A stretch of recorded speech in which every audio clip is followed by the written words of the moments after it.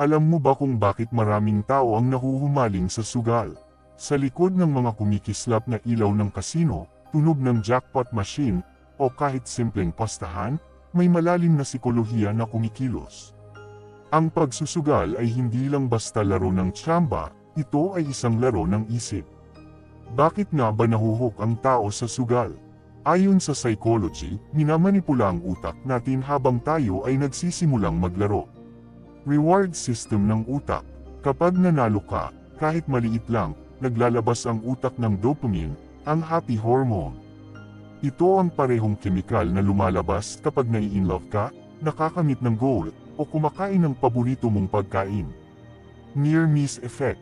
Kahit talo ka, pero malapit ka sa panalo, halos jackpot na, pakiramdam mo ay kaya mo nang ulitin at baka sa susunod, ikaw na. Illusion of control. Iniisip ng tao na may kakayahan siyang kontrolin ang resulta, kahit puro tsamba lang talaga. Minsan, sa sobrang pagkahumaling natin sa sugal, hindi na natin napapansin ang mga risk at consequences na idinudulot nito. Financial stress. Minsan nagsimula lang sa piso o 10 piso, hanggang sa nauuwi sa malaking pagkakautang.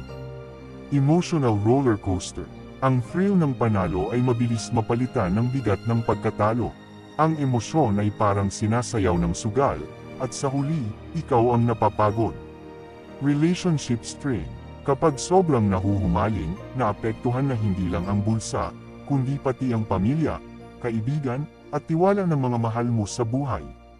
Kaya, kung dati ay nahulog ka sa bitag ng sugal, tandaan, hindi doon nagtatapos ang kwento mo.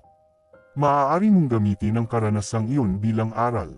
Ang sugal ay parang salamin, ipinapakita nito kung gaano tayo kabilis mabigani sa instant reward. Ang tunay na tagumpay ay hindi minamadali, ito'y binubuo ng tiyaga at tamang disiplina. Ang utak natin ay kayang malinlang ng sarili nating emosyon. Kaya mahalagang kilalanin ang mga trap na ito. Kaya, kung kaya mong sumugal ng pera, kaya mo ring sumugal sa sarili mong pangarap. Ang kaibahan lang, ang pangarap kapag pinaghirapan, sigurado ang balik, at higit pa. Kaya tandaan, ang tunay na jackpot ay hindi makikita sa kasino, kundi sa pagbuo ng mas magandang kinabukasan.